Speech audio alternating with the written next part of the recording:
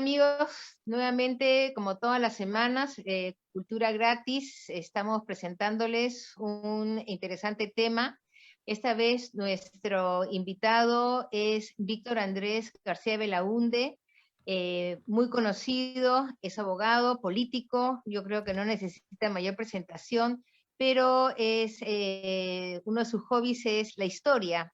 Y por eso él escribe este libro interesante que se llama Expediente Prado. Víctor Andrés, el micrófono y las cámaras son tuyas. Adelante. Muchas gracias, Alejandra. Es un libro que me costó mucho escribir, incentivado un poco por las circunstancias. Yo estaba en el Parlamento y nos llamaron un día a medianoche porque el presidente Humala no podía llegar al Perú, se había malogrado el avión presidencial en Bogotá, e iba a llegar al Perú un día con retraso, quizás algo más, con retraso con respecto al permiso que se le había dado. Se le había dado permiso para 5 días y iba a llegar al sexto o al séptimo, y de acuerdo a la Constitución, pues sencillamente el Congreso podía vacarlo por haber abandonado, estar fuera del país sin permiso del Congreso, ¿no? Entonces eso me hizo pensar que había que modificar las condiciones y tratar de que el presidente pueda viajar al extranjero sin necesidad de permiso del Congreso y, o en todo caso, dando cuenta después del viaje de lo que había hecho en el viaje y sobre todo si se trataba de países limítrofes, países de la región, pues era absurdo que pida permiso.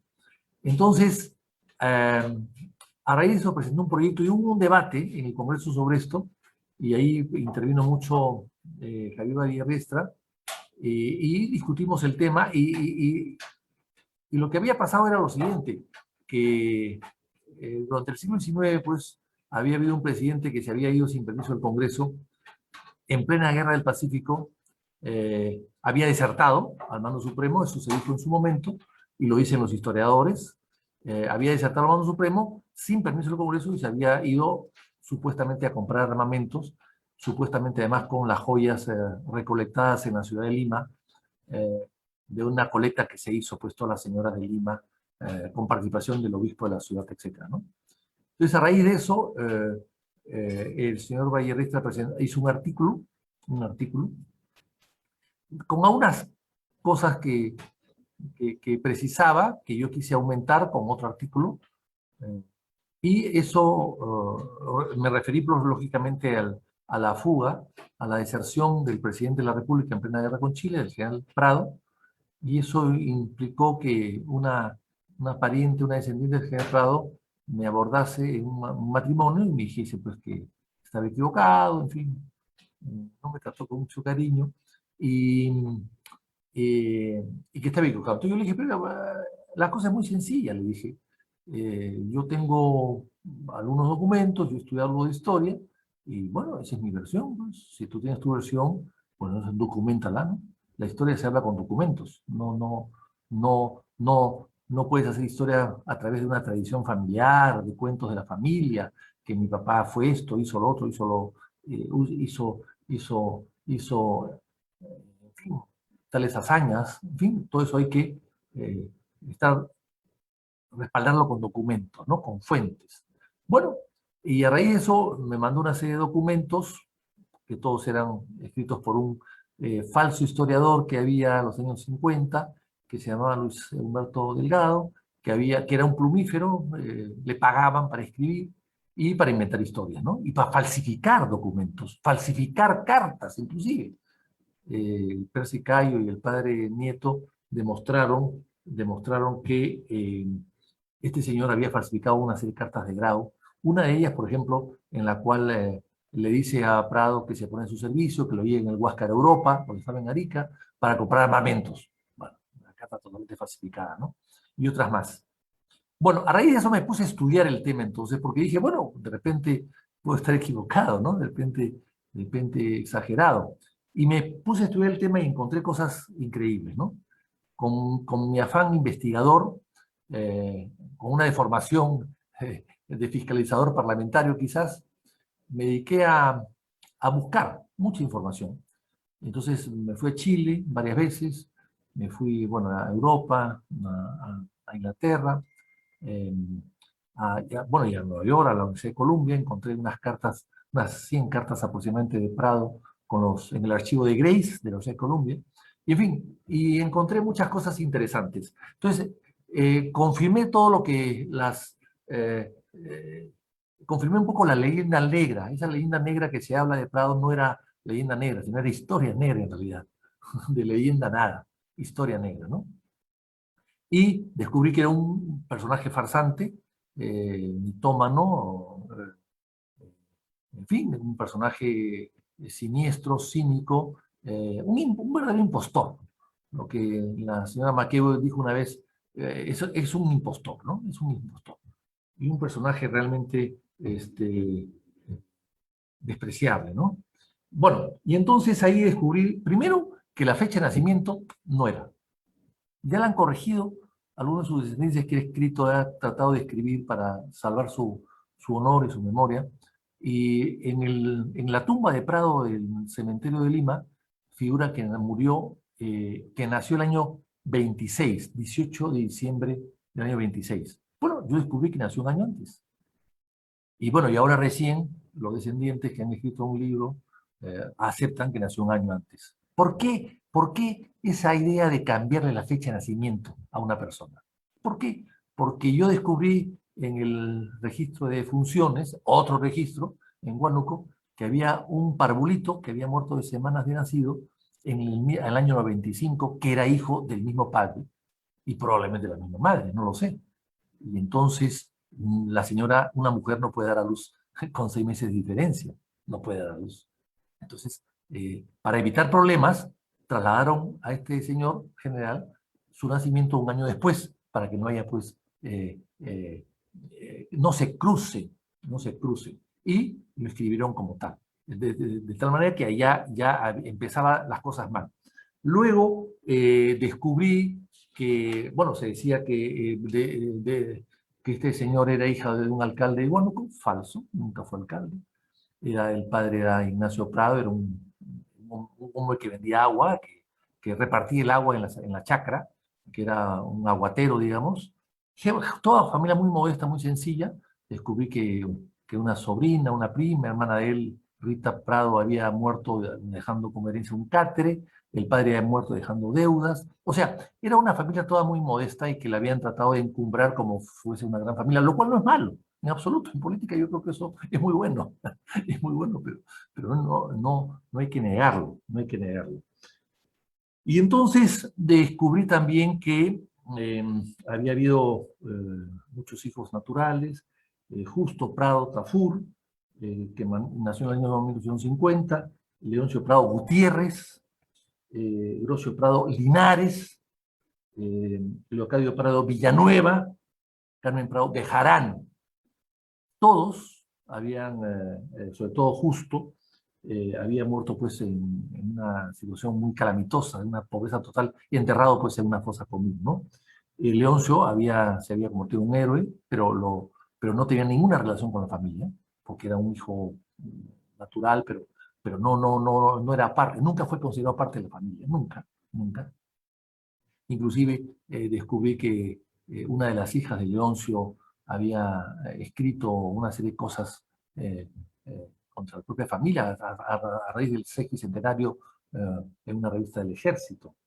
Bueno, y después Leocadio, que había pedido una indemnización a uno de los hijos de Prado, a Mariano, en Tacna, para no participar de la herencia cuando el general Prado muere en el año 1901 en París, y se le paga una indemnización. Bueno, entonces, este señor Mariano Prado, pues,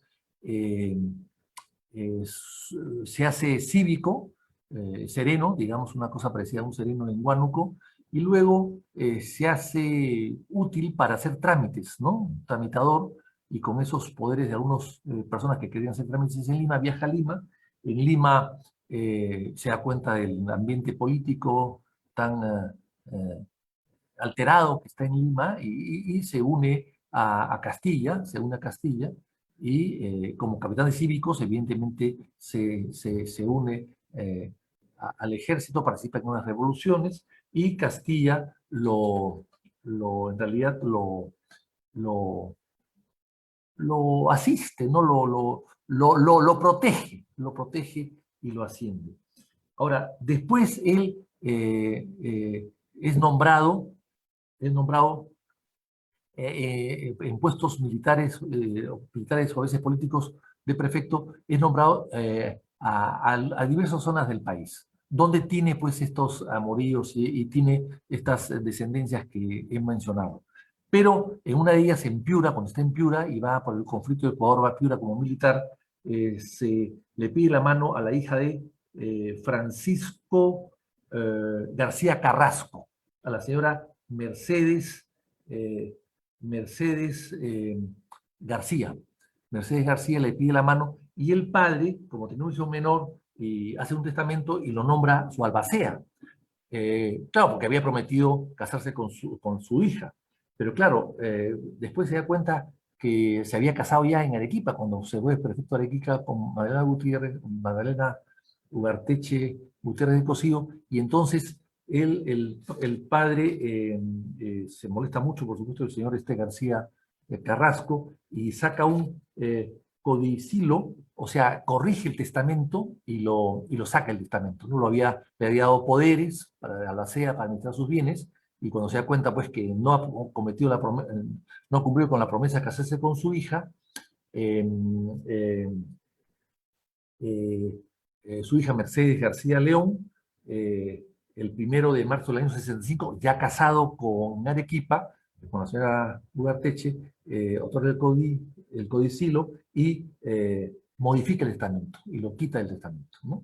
O sea, ese es para demostrar un poco la calidad de la persona, ¿no? La calidad de la persona. Bueno, dice el señor García Carrasco lo siguiente: declaro que el nombramiento de albacea que antes hice al coronel Mariano Ignacio Prado y el de guardador de la persona y bienes de mi hijo Modesto, su hijo Modesto García, que era muy pequeño, se tengan como no hechos, dice, por no haber cumplido el contrato de matrimonio con mi hija, doña Mercedes, cuya mano me pidió en un viaje que hizo a Nómala, que era la hacienda de estos señores García, que era gente muy rica en Piura, ¿no? Con solo ese objeto, y que después ratificó en sus cartas. En las cartas ratificó Mariano que se casaba con su hija y no cumplió. Entonces, por todo eso, él lo saca del testamento, ¿no?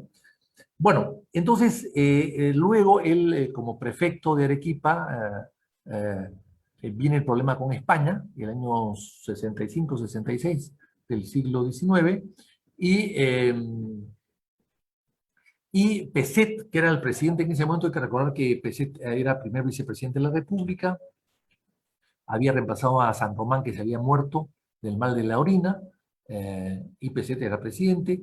Los españoles estaban con una flota importante en el Pacífico,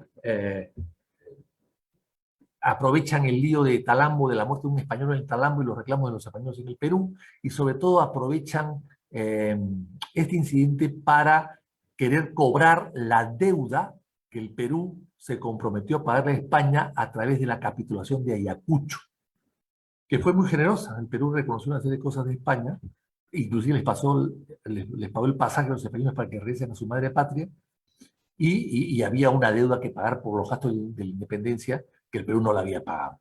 Y España, como estaba en necesitada de plata, tenía crisis en España en ese momento, decide pues tomar las esas chinchas y presionarla al Perú. Y entonces ese presidente se da cuenta que no está bien armado, compra a raíz de eso los barcos, el Huasca, el Independencia, blindados, acorazados, y el Unión y la América. Pero claro, él quería ganar tiempo y firma un tratado muy impopular que se llamaba el Tratado Vivanco-Pareja, que produjo pues una gran reacción negativa en el pueblo. Luis Prado se levanta contra su jefe, el general Peset, que lo había nombrado a él de perfecto y a quien él representaba en Arequipa. Se levanta él en Arequipa, se levanta en el norte de Balta y lo derrocan a Peset. Bueno, entonces Prado, coronel aún, empieza a gobernar. Y claro, se da el combate el 2 de mayo,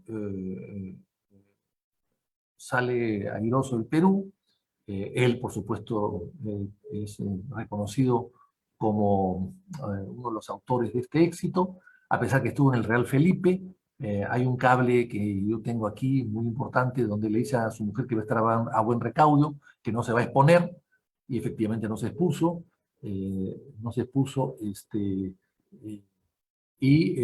que se expuso fue Gálvez, y murió, pues, estaba pues en la, en la al pie del mar, una, eh, en la Merced, en la torre de la Merced, y bueno, y explotó y murió el gran héroe del 2 de mayo, en Gálvez, y la Plaza 2 de Mayo de Lima tiene pues un recordatorio a Gálvez, no a Prado, sino a Gálvez, que es el ministro de guerra que murió en combate. Bueno, y entonces, pero ahí, ¿qué pasa? A raíz de todo esto, Prado quiere quedarse en el gobierno, hace su constituyente del año 67, quiere quedarse, y luego se levanta Pedro Díaz Canseco, que era el segundo vicepresidente de San Román, en nombre de la ley, se levanta en Arequipa, y Prado va, trata de conquistar Arequipa, no puede, sale derrotado, regresa a Lima derrotado en enero del 2 de mayo, y se ve obligado a renunciar el año 68, en principio, los primeros meses del 68. Pero antes había hecho dos cosas que lo hacen rico realmente, ¿no? Aprovechándose, por supuesto, del poder, ¿no? En primer lugar, emite vales que su concuñado Carlos von der Heim lleva a Chile para negociarlos, ¿no? Vales muy importantes. Y luego hace dos compras de dos barcos, con la idea de perseguir a los españoles hasta en las Islas Filipinas. Dos barcos para perseguirlos hasta las Islas Filipinas. Dos barcos que se llaman el Manco Cápac y el Atahualpa. Pero los compra a 2,5 millones de pesos, cuando los barcos costaban 700.000, 750.000. O sea, a 3 veces su valor. Y los compra y los paga casi el 95% antes de irse del poder. Y la operación la hace por encargo de él, con el visto bueno de él, su ministro Mariano Pío Cornejo. Mariano Pío Cornejo. Y entonces, en estos dos barcos, manda al poeta o literato Armando Márquez a que vea a verlos. Un literato viendo barcos. ¿No? Y como los barcos eran de la Marina de Guerra de Estados Unidos, se hace una operación fraudulenta, ¿no? Se trae a Lima a los señores Alexander Switch y compañía, Alexander Switch, lo traen a Lima como dueño del barco, pero no era dueño del barco, era el constructor, era el arquitecto del barco, y él hace la operación en Lima y hace la operación de venta de los barcos al precio que le he dicho, 3 veces su valor. Pero él no era dueño de los barcos, y él se va con ese dinero a regresar a Estados Unidos, y esto fue en octubre. En febrero recién, en febrero del año 68, los barcos salen a remate, los saca 4 monitores, los saca la Marina de Guerra norteamericana, saca los barcos a remate, y por una triangulación rara y extraña, que es muy largo de explicar, Swiss lo logra comprar a la Marina directamente en 750.000, cuando los barcos ya los había vendido en el Perú a 2 millones y pico mil. Pero claro, eran monitores de río, además de río, y no estaban artillados, de río. Y los vende al Perú puestos allá. El Perú tuvo que ir a traerlos. Se demoró 15 meses la navegación, jalándolos en 2 remolcadores. Uno de ellos se hundió en el camino y tuvieron que comprar otro remolcador. O sea, los barcos costaron mucho más que 3 veces. Toda la travesía de 15 meses y los remolcadores, uno de ellos que se hundió en el camino. Y fue una gran hazaña. La Marina, en la historia de Marítima de Perú, narra esto como una gran hazaña, sí pues, pero no dice que era una gran hazaña debido a una gran corruptela. Corruptela. El presidente Díaz Canseco, cuando asume el poder, trata de anular la venta y no puede, porque el señor García, que estaba allá, este diplomático García, José Antonio García, está allá y le dice que no, la posición no se puede no se puede anular. Entonces, los barcos llegan al Perú después de mucho tiempo y de muchas vicisitudes. Ahora bien, Prado se va a Chile. En el año 1868 se va a Chile. Y en Chile, como ya había hecho una alianza antes por el tema de la guerra con España, como había, y había permitido que los barcos que llegaron comprados por Peset, el Huáscar y el Independencia, resguarden Valparaíso, o sea, no resguardaron Lima, el Callao, sino Valparaíso. Valparaíso. Y se quedaron ahí hasta que cuando Prado cae, recién el gobierno siguiente de Díaz Canseco piden que los barcos regresen. O sea, llegaron al Perú por primera vez porque venían de Europa, por el Estrecho de Magallanes, no conocían el Callao. Llegaron al Perú por primera vez y ahí ponen a Grau de comandante de Huáscar. Pero claro, habían cuidado Valparaíso durante varios meses. Pero Chile nos pasó la cuenta después de todo lo que los barcos habían gastado y la tripulación había gastado. O sea que fue un resguardo totalmente gratuito, porque tuvimos que pagar, además, costoso para el Perú, tuvo que pagar la estadía y pagar, ¿no? El mantenimiento de la tripulación y del barco allá, para cuidar a Chile, no al Perú.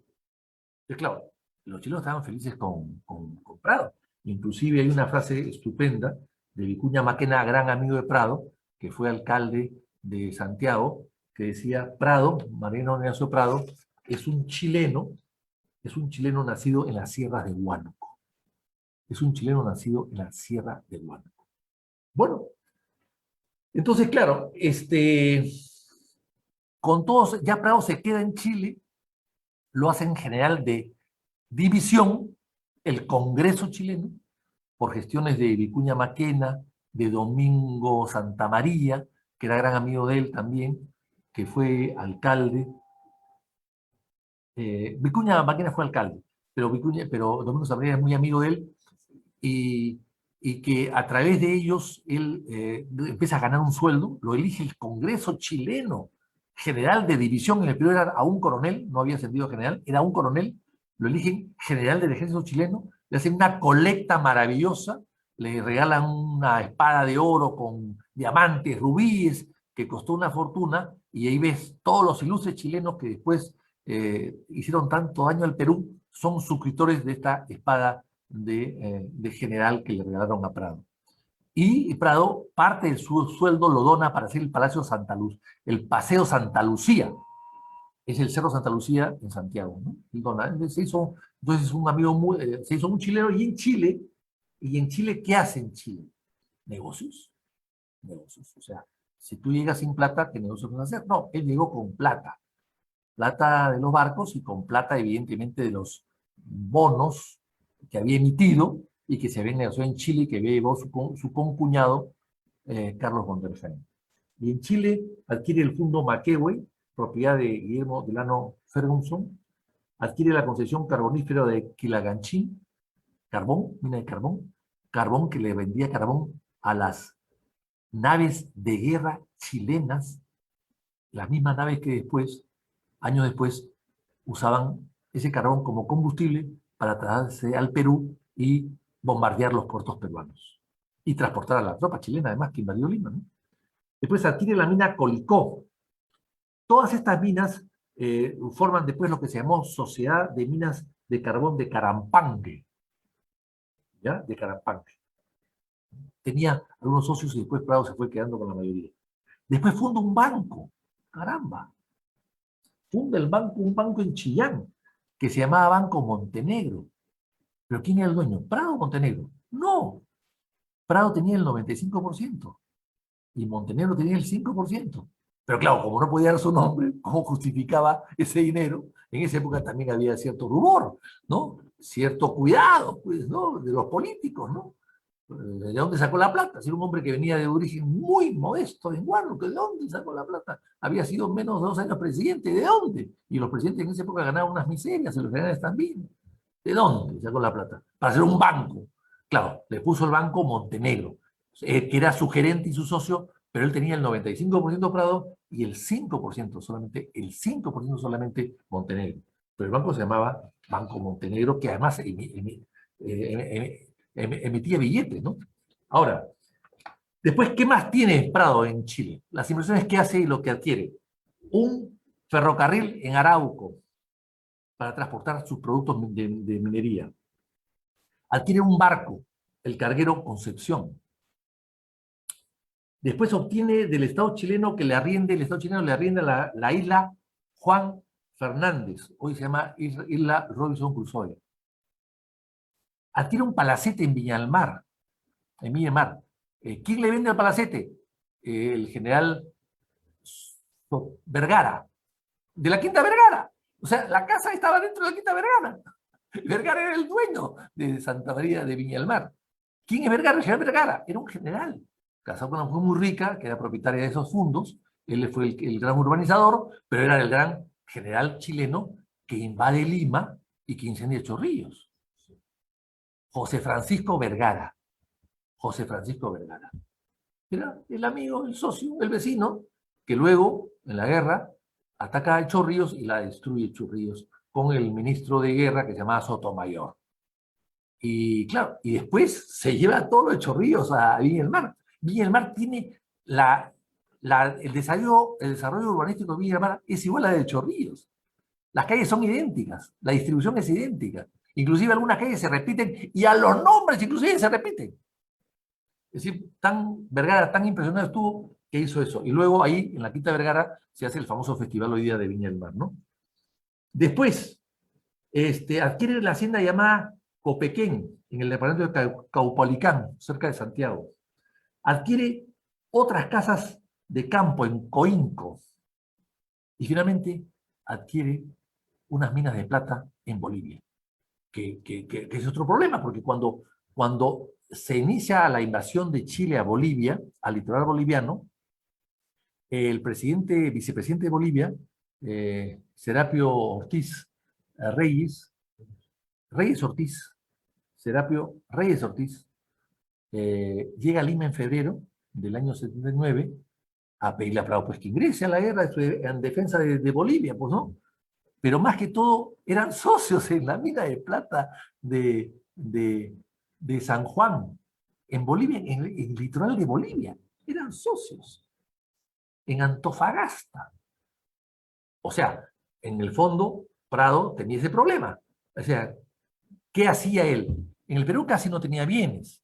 Era un hombre muy rico con lo que he escrito en Chile, que era el país que estaba en guerra con Bolivia en ese momento, pero tenía minas de plata en Bolivia que en ese momento estaban invadidas por Chile. O sea, Chile controlaba ya el 100% de su fortuna. Y en el Perú él no tenía nada. ¿Qué hacía? Declara la guerra, no declara guerra, empieza a ganar tiempo. Bueno, pues recibe a su amigo Godoy, muy amigo de él, con el cual le había dado poderes un mes antes para Chile, para compras de bienes en Chile. A propósito, compra 3 o 4 propiedades en Chile, Prado, en plena guerra, con poderes que le da a su concuñado que vivía allá y que le administraba ya sus cosas. O sea, compra propiedades en plena guerra. Bueno, este es uno de estos poderes que entregó antes de la captura de la guerra, es ante Godoy, que era el plenipotenciario de Chile en Lima, muy amigo de él, que él lo recibe en su dormitorio, Vasari lo cuenta en el año 39, en una revista de historia, que era amigo íntimo, claro, en esa época se llamaba íntimos a los amigos cercanos, lo recibe él en pijama, en su cama, y le cuenta pues que tiene ese problema que no sabe qué hacer. Entonces Godoy interpreta eso como que está ganando tiempo y lo informa a su gobierno, pero está ganando tiempo, no va a declararse neutral, porque tenía la presión de Bolivia, la presión de la calle, no se declara neutral, está ganando tiempo, claro, y lógicamente Chile se adelanta y le declara la guerra al Perú el 5 de abril del año 79. Entonces, declara la guerra, él pide permiso al Congreso en mayo, los primeros días de mayo, para que le den permiso para, al mando de sus tropas, salir de territorio nacional si es necesario, persiguiendo al enemigo, es evidente, porque él se traslada a Arica y se hace jefe, digamos, del ejército del sur, y se supone que él cruzaría pues a Bolivia o a Chile para continuar con el ejército, ¿no? Pero ese permiso es para eso. En el Congreso, yo he revisado las actas, los debates de esa sesión, y no habla de salir al extranjero para comprar armamentos. No, no, dice, en caso que sea necesario, con sus tropas, claro, se supone que hay que leer el debate para perseguir al enemigo, ¿no? Porque en ese momento el Perú exigía la Constitución del Perú de aquella época que tú tengas que, al asumir el mando de tus tropas, el presidente de la República tenía que pedir permiso al Congreso. Por eso se hizo el permiso. Hoy día no. Hoy día el presidente de la República es jefe supremo de la Fuerza Armada. En esa época no era así. Tú tenías que pedir permiso al Congreso para asumir el mando de tus tropas. Y así se hizo. Y ese permiso lo han usado después, 8 meses después. En diciembre, esto fue en mayo, en diciembre, para justificar que se va. Y tiene permiso. Nunca tuvo el permiso del Congreso. Nunca. Por eso es que las constituciones siguientes colocaron esa cláusula que la mencioné al principio, diciendo que si tú sales del territorio nacional sin permiso del Congreso, esto da lugar a una vacancia. Prado ocasionó pues ese desarrollo, ese artículo durante, bueno, las constituciones que han venido después de la guerra con Chile. Entonces, ¿qué pasó? Prado se va a Arica, empieza a dar una serie de órdenes. Yo voy a demostrar con cartas que estoy publicando en este libro, que está saliendo en los próximos días, ¿no? Una serie de cartas inéditas que hay, que las cosas que hizo en Arica fueron muy malas. Pero hay una carta que yo encontré muy interesante desde Arica, de Prado, de junio o de julio del año 79, a Grace, que la encontré en la Universidad de Columbia. Que nadie la encontró, yo sí la encontré. El señor Quirós, que escribió un libro sobre la corrupción del Perú, no la encontró viviendo en Colombia, siendo profesor de Colombia, viviendo a 100 metros de la biblioteca. Yo sí la encontré. Bueno, parecería pues que no tuvo suerte. En esa carta, Prado le pide 3.000 libras esterlinas a Grace, que le dé a cuenta de un descuento de una letra suya contra su cuenta en Londres.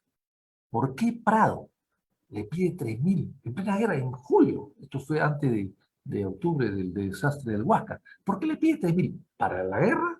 ¿Para el Perú? No, para él. ¿Por qué? Porque ya pensaba fugarse, evidentemente.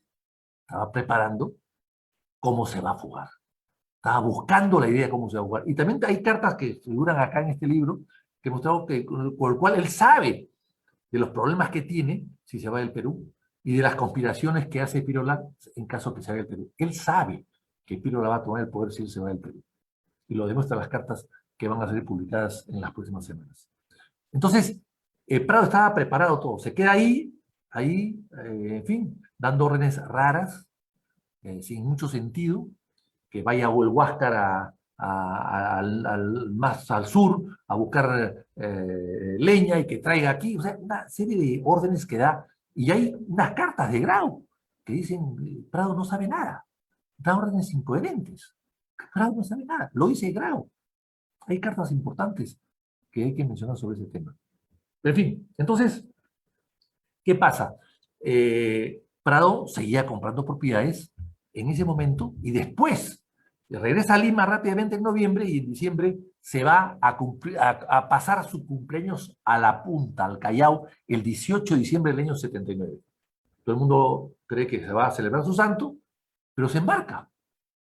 Se va a la mar, toma un bote, se va a la mar y se sube al buque Unión que estaba allí, baja, lo hace una revisión, pasa revista y se va a un buque de una compañía inglesa con tripulación chilena, con el dueño cónsul de Chile en Liverpool, ¿no? Paita, que se llama Paita, así como nuestra ciudad del norte, y se embarca. Y hay unos marinos, hay unos bogas que están allí y que dicen, oiga, están secuestrando al presidente del Perú. No, no, sale a la cubierta y se despide. No, me estoy yendo al estudio. Se va. Y eso causa un desastre en el país. Un desastre en el país. La gente se preocupa muchísimo, se arman líos, hay una verdadera conmoción social en el país ante la huida de Prado. Y ahí salen las publicaciones del desertor, ¿no? El comercio desertor, ¿no? Y todos los periódicos ahí empiezan a criticarlo como desertor. Se va. Claro, dicen que se lleva las joyas, ¿no? De toda la colecta. En realidad no es cierto, las joyas ya habían salido antes. Las joyas acaban en poder de Teodoro Sanz en París. Es el único tenedor de las joyas. Las joyas aquí se valorizaron en 4.000 libras, allá se valorizaron en 1.500. Entonces, se perdieron en el camino o sencillamente acá se dieron más valor a las joyas, pero se quedaron allá y realmente los barcos no costaban 4.000 libras, pues. Los barcos costaban 50.000 libras, ¿no? Ya el Perú había enviado más de 350.000 libras al extranjero antes, y se había repartido el dinero a la Casa Grey, 56.000 libras, etc. Los barcos costaron allá 50, 100.000 libras. Los barcos que se compraron, dos que se compraron allá, que nunca llegaron a la guerra, uno quedó allá en depósito y tuvo que venderse.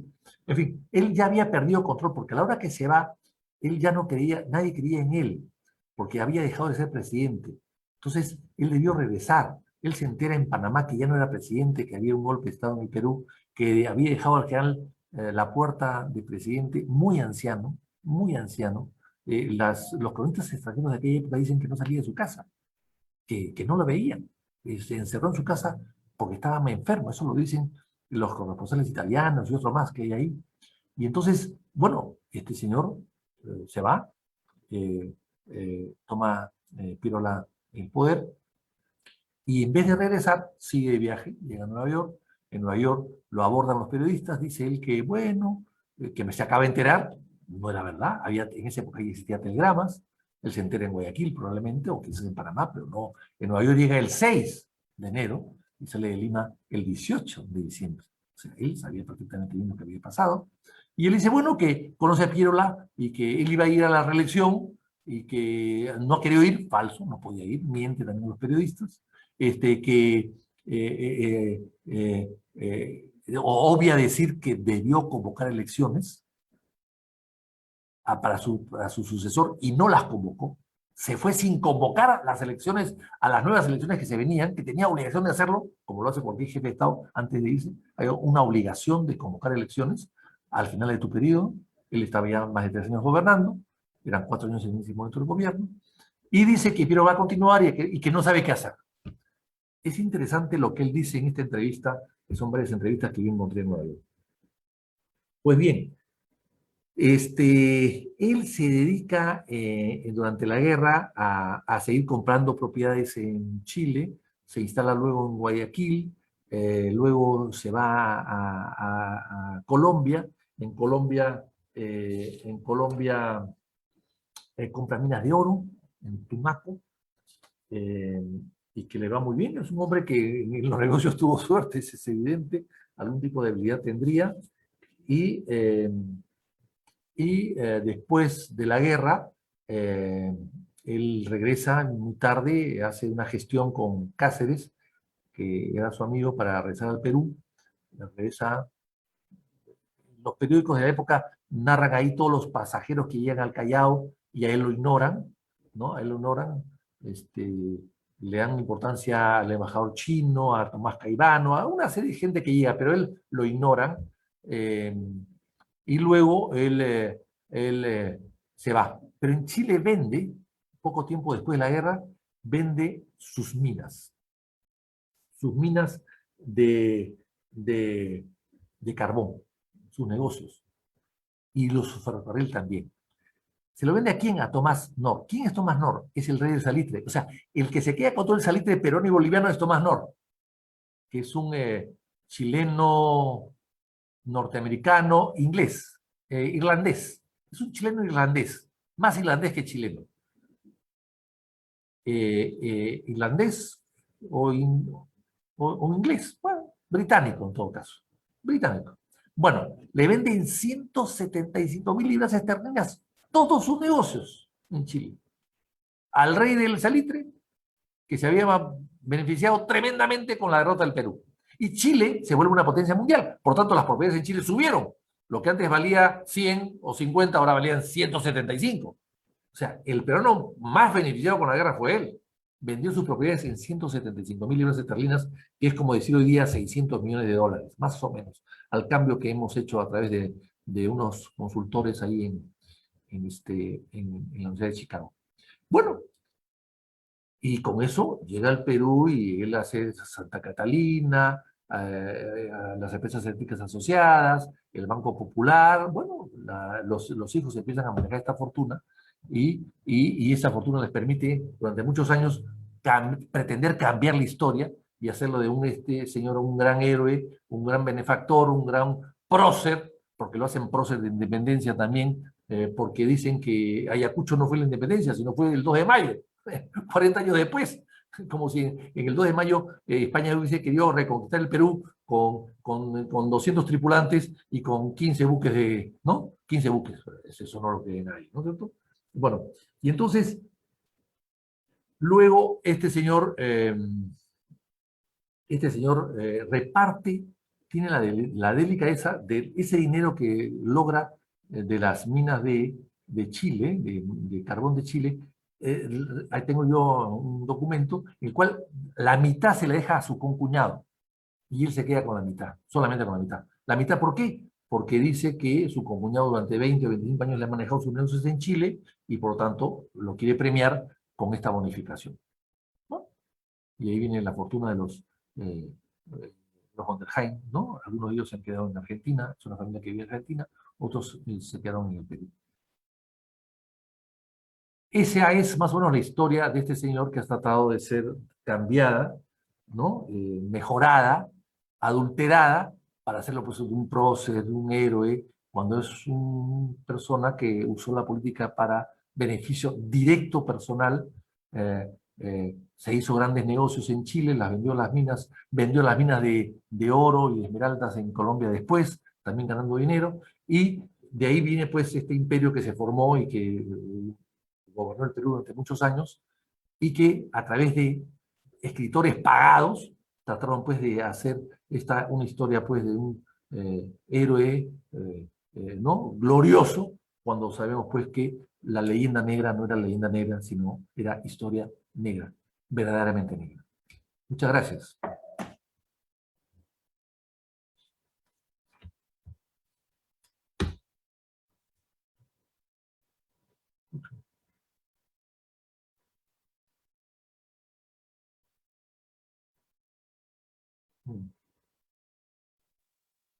¿Dónde podían comprar el libro del Expediente Prado? Y que me contestaste que en el Virrey y más o menos... ¿Tú me estás escuchando? Ahora sí, en Víctor este momento Andrés, sí. En este momento sí, discúlpame, pero esta tecnología ya. no la manejo bien. No, me estaban preguntando dónde podían comprar el libro El Expediente Prado, y yo les estoy contestando porque tú justamente yo te lo había preguntado también a ti, que en el Virrey lo pueden encontrar y vale más o menos 75 soles. Y otra pregunta es, ¿cómo se llama el segundo libro que vas a decir, que vas a poner de las cartas? No, aquí tengo la carátula, se llama Cartas de Guerra y de Gobierno. Cartas de Guerra y Y de ese Gobierno. libro, Bueno, ¿cuándo sale a la venta? yo supongo que en 15 días o en 20 días, más o menos. Ya, o sea que ya sabemos todos acá los que están. Son cartas con pie de página, ¿no? Son cartas con pie de página que demuestran un poco la personalidad del señor y que confirman todo lo que se está en el libro, ¿no? Son cartas que he encontrado después de haber escrito el libro, pero que confirman y agrandan y aumentan todos los defectos de este personaje que yo había registrado ya en el libro, ¿no? Así que son cartas confirmatorias, digamos, ¿no? De lo que yo he hecho en el libro, ¿no? Y lo dejan inclusive mucho eh, más mal parado que antes, ¿no? O sea que hay que comprarse los dos libros. Si No, es que, bueno, son cartas, son ¿no? cartas. Para reconfirmar todo lo que dices, o sea, Sí, sí, sí, para sí, sí. juntar Bueno, las dos versiones. para la gente curiosa que quiere saber exactamente cómo se hizo. Además, son cartas muy interesantes porque son cartas de más de 20 años, entre 1800, 65 hasta 1879, son 15 años, casi 20 años, y entonces hay una serie de cosas que aclara. Yo creo que estas cartas aclaran también los tratos y los acontecimientos políticos de aquella época vinculados directa o indirectamente a Prado, también indirectamente a Prado, ¿no? Y a otros gobiernos, y también sus relaciones con Bolivia y con Chile, porque este señor fue emisario en Bolivia del Perú y fue prefecto de Puno, o sea que sabía muchas cosas que pasaban en el sur sobre los temas pues, vinculados a los problemas que causó la guerra, ¿no? Yo leí el libro, ese Expediente Prado, y la verdad me parecía tan increíble que hayan comprado estos dos barcos que son para Río, y pensar que van a venir a usarse en el mar, que el río, bueno, pues es más o menos suavecito y el mar no es tan suavecito, y encima de la época de guerra, ¿no? A mí me pareció así increíble que tengamos tanta corrupción, bueno, desde esas No, épocas, siempre, además, eternamente. además fueron traídos a remolque, fueron remolcados desde Nueva York al Callao, y no había en esa época el canal de Panamá, no existía el canal de Panamá. O sea, imagínate tú, dos barcos jalados, remolcados desde Nueva York, y tan es así que en la guerra del Pacífico, uno se quedó en el Callao cuidando el Callao, no navegaba, y otro se quedó cuidando Arica, tampoco navegaba. O sea, eran guardianes de bahías, no navegaban, eran Es, pontones. es increíble, es increíble. Y este lo No sé compró si hay Prado, alguna, lo compró Prado, lo compró Prado. Ese es el gran negocio de Prado. claro, y de lo que costó 7, pagó 20, 2000 y Así es. pico. 3 veces Este, más. Y comprados, mira, comprados los barcos a un intermediario. Es como si tú vendas tu casa y no la vendes tú, sino la vende tu arquitecto. Y tú después se la vendes al arquitecto para que justificar la venta que le ha hecho. O sea, un intermediario. O el Estado peruano hace un contrato secreto, secreto, con un señor que es arquitecto de barcos, no es propietario de nada. Le entrega la plata y no es propietario de nada. Se lleva la plata y 4 meses después de haber recibido la plata, él, a través de terceras personas, se presenta un remate en los Estados Unidos y compra los barcos. ¿Qué te parece? increíble, increíble. Eso Por es, eso eso es creo que nos fue peor tan mal que, en la peor que guerra. Odebrecht. Eso es peor que Odebrecht. Por eso es que nos fue tan mal en la guerra. Y Claro. es realmente, eh, yo siempre he dicho que la historia la tienes que escuchar por los dos lados, porque yo viajaba a Bolivia acompañando a grupos de turistas, y los guías en Bolivia te cuentan una historia de la guerra y tú cuentas otra historia de la guerra y dices, oye, pero si nosotros no teníamos en ese entonces frontera con Chile, nosotros la teníamos frontera con ustedes. Dijo, no, y ahí dice, ¿verdad? No, decía, nosotros no teníamos frontera con Chile, no teníamos por qué haber entrado. Y de Ese repente es. ya Así Dajas es. se repliega y nos tiran todo el bulto a nosotros. La Mira, verdad que mira, estudiar la historia es una cosa muy años, interesante. años después, este barco se compra en el año 67, 68 del siglo XIX. 4 años después o 3 años después, Chile no tenía armada. Por eso es que Prado le da los buques peruanos a Chile para que cuiden la costa chilena, y nosotros nos quedamos sin resguardo en nuestra costa. Porque Chile no tenía armada. Chile recién empieza a armarse a raíz de la guerra con España. Chile se da cuenta que necesita armada y empieza a comprar armada. Y compra dos barcos maravillosos, que son los que prácticamente le dan la victoria contra el Perú, que es el Cócarne y el Blanco Encalada. Y esos dos barcos costaron menos que que estos dos pontones de Río. Y las compró Chile a través de una colecta pública y con un debate tremendo en el Congreso chileno. Acá fueron secreto de Estado. Y esto surge a la luz de la incorrección de esta compra, porque el Senado norteamericano de aquella época les parece raro la venta de los barcos y porque además se enteran de que habían sido sacados de Estados Unidos camino al Perú, que había un conflicto con España y que Estados Unidos no quería tener conflictos con España, no quería Estados Unidos participar en la venta de armamento a un país que estaba con una guerra no declarada, pero guerra finalmente con España. Entonces, a raíz de eso se investiga y se descubre todo. Esta investigación que yo te he dado son investigaciones surgidas en los Estados Unidos, no en el Perú. En el Perú lo único que hace Ricardo Palma mucho tiempo después es decir que un ministro de Prado extrañamente se compró una hacienda en Moquegua, Mariano Pío Cornejo, el ministro de Guerra. Sí, pues, esa fue su comisión de ministro de Guerra, una hacienda en Moquegua. Pero lo que no se dice es que el presidente que le ordenó eso y que firmó al costado y que le dio el visto bueno era Prado. Increíble. Acá tenemos un comentario que quiere hacer Hugo Pereira desde Ecuador. Él está en la Embajada de Perú en Ecuador. A ver, Hugo, tienes el micrófono.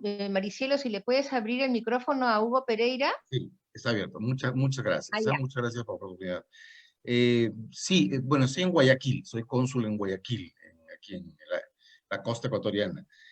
Un comentario muy concreto, que ya lo hice una vez, pero yo creo que el pecado de Prado en el tema de los barcos, estos especies de pontones artillados, el Manco Cápac y el Atahualpa, el pecado es doble. O sea, no es solamente la operación de corrupción en sí, o sea, la motivación de obtener un dinero ilícito. O sea, eso de por sí es corrupción y está claramente identificado. Pero hay un pecado que creo que es aún peor, y que tiene que entenderse en el contexto de la época, ¿no? En ese tiempo, si el poder real para el Perú, digamos, en sus Fuerzas Armadas, el poder real no era el de su ejército, el poder real era el de la Marina, porque era un tiempo en el cual no habían carreteras, era un tiempo en el cual la vida era muy precaria en temas de comunicaciones. Los ejércitos se movilizaban por mar. Por eso San Martín llegó por mar. Por eso la expedición restauradora contra Santa Cruz llegó por mar, ¿no? O sea, el mar es el talón de Aquiles del Perú. Siempre lo ha sido. Y por mar llegaron a la playa Curayacu, los chilenos, ahí donde nos bañamos ahí en Embajadores, ahí llegaron en 1880 y 81, ¿no? Entonces, el tema es que el Perú podía darse el lujo de descuidar su ejército. Podía, tal vez, aunque no está bien, pero tal vez. Pero lo que no podía hacer en lo absoluto, porque era un suicidio, era permitir que su fuerza naval fuera más débil que la chilena. Eso lo percibió muy bien Ramón Castilla, ¿no? Quien comenta eso, curiosamente, es Manuel González Prada, en un discurso que hace a fines del siglo XIX cuando regresa a Europa.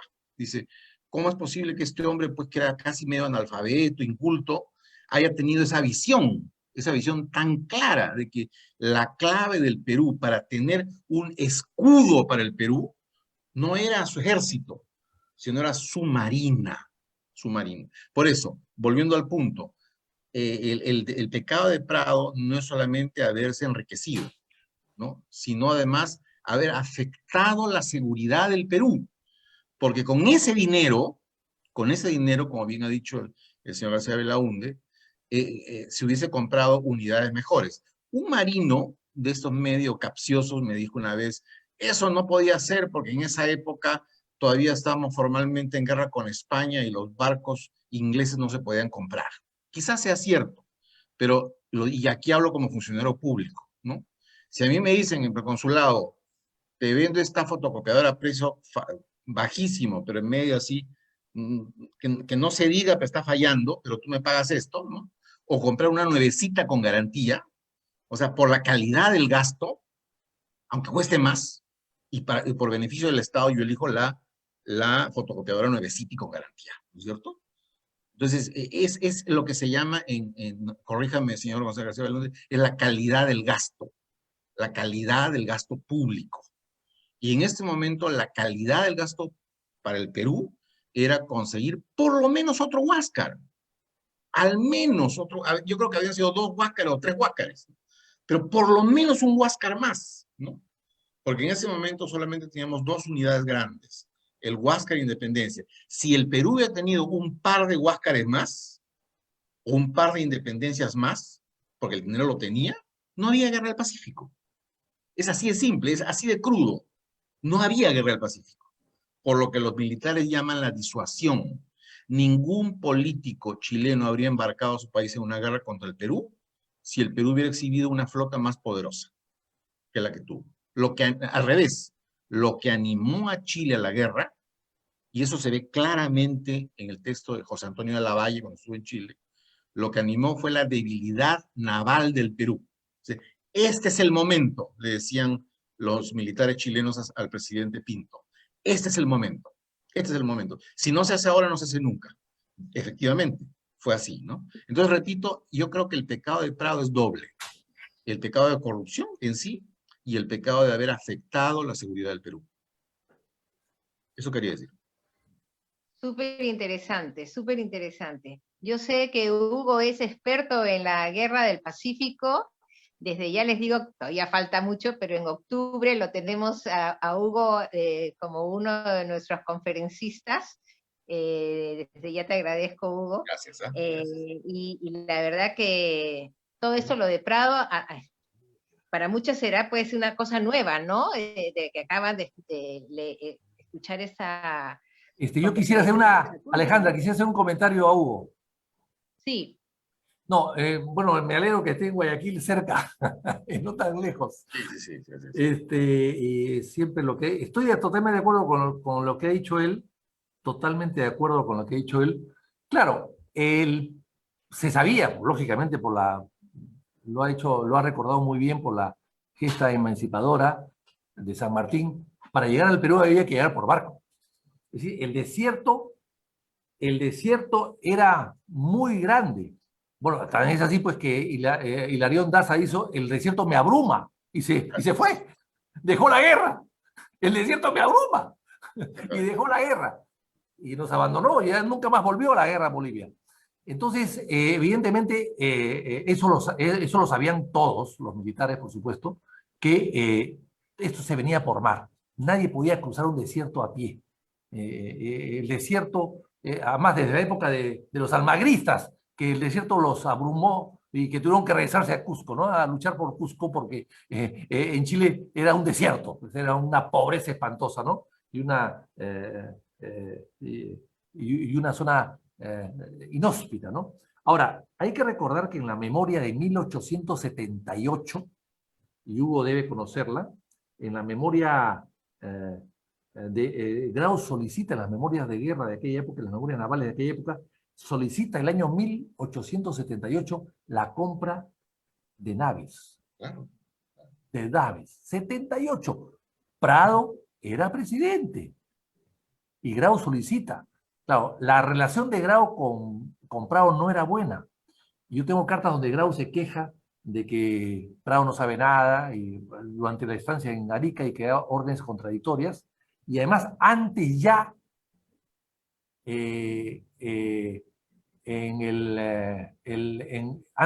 antes de esto, había habido una pequeña sublevación de los marinos peruanos contra Tracker, un almirante americano que trajo Prado a Lima para que sea jefe de la Armada peruana, y algunos marinos se opusieron a eso, entre ellos Prado, y los metió presos a la isla San Lorenzo. Claro, ahí en la historia marítima del Perú hay un señor Ortiz Sotelo que dice que no fue una cosa muy grave porque salían a jugar pelota al malecón de la Punta. Pero yo tengo carta de Grau a Vicuña Maquena donde se queja de lo inhóspito que era esa prisión. Inhóspito, en San Lorenzo. Y tuvo una acusación fiscal de un fiscal Torrico, recuerdo el nombre. Entonces, no había una buena relación. Y además, Grau era más preparado que el capitán de la Independencia y debió ser el comandante de Independencia Grau, no More. Bueno, pero claro, a Grau lo dijeron ahí, lo dejaron en el Huáscar un poco como castigo. Debió estar, era más preparado y mucho más lúcido que el otro marino y debió estar en la Independencia, porque si estoy seguro que Grau es capitán de la Independencia, no se hunde, no choca con el fondo marino en Punta Gruesa. Yo creo que ahí hubo algo que no funcionó. Ahora, finalmente, yo creo que hay que recordar aquí a Peset. A Peset, que se le ha maltratado en la historia, fue el que realmente compró los buques que 15 años después defendieron al Perú. Nadie más, entre Peset y Prado, nadie más compró absolutamente nada. Yo creo que eso hay que reivindicar a Peset, que tuvo la visión de comprar buques, que claro, que ya venía la guerra con Chile y ya no era la última generación, pero él hizo el gran esfuerzo. Y Chile, después de la guerra con España, se dio cuenta que no tenía armada, que necesitaba una armada. Y se empezó a armar a partir de ahí. Y Prado no hizo nada. ¿Por qué? Porque era compadre de Pinto, porque era amigo de Vicuña Maquena, porque era amigo de Vicuña Maquena y era amigo de Domingo Santamaría, era muy amigo de Domingo Santamaría. Entonces, él decía que sus amigos su compadre y sus amigos no le iban a declarar la guerra. Y se equivocó. Y yo creo que Chile vio la gran oportunidad que tenía el Perú que estaba desarmado, que tenía los problemas que tenía Prado, que era un hombre de ellos, estoy repitiendo lo que decía Vicuña Maquena, ¿no? Decía, Prado es un chileno nacido en la Sierra de Huánuco. O sea, lo sentían muy cercano a él, general del ejército como ellos. Entonces, eso también incentivó el hecho de hacerle la guerra al Perú. Y claro, y cuando se fue del Perú, Prado, parecería que en Chile la celebraron, porque que el jefe, el presidente de un país se vaya en plena guerra, es decir, es como perder una batalla, es una carga emocional muy dura, muy fuerte, muy fuerte. Todo el pueblo peruano esperaba de Prado, que había sido victorioso el 2 de mayo, esperaba que Prado haga algo, y se fuga, sin decirle nada a nadie. La gente se entera después, el manifiesto viene después, el comercio se entera después, los periódicos se enteran después. No le dijo a nadie que se iba. Entonces, claro, con todo eso tú comprenderás que yo creo que Chile perfectamente bien, y con Godoy, que era muy inteligente, que vivía en Lima y que le informaba a todo Chile, yo creo que Chile preparó muy bien la declaratoria de guerra hacia el Perú. Y muchas gracias, Hugo, por tus comentarios que los veo muy acertados. Gracias a usted. Gracias, Hugo, gracias. Y finalmente, una cosa, la cañonera Pilcomayo, por ejemplo, que fue lo último que se compró, la compró el gobierno de Pardo, pero llegó al Perú en el gobierno de Prado. Prado no compró nada. En 3 años y pico de gobierno no compró ni una escopeta, sabiendo lo que se iba a venir, intuyendo lo que se iba a venir, sabía los problemas que existían en Antofagasta perfectamente bien, sabía y conocía muy bien a los chilenos, sus ambiciones y sus objetivos. Entonces, yo creo que ahí ha habido una ayudita, consciente o inconsciente, ¿no?, de Prado hacia los chilenos, que ellos entendieron y comprendieron perfectamente bien. Bueno, amigos, eso es todo por hoy. Muchísimas gracias por la atención de todos.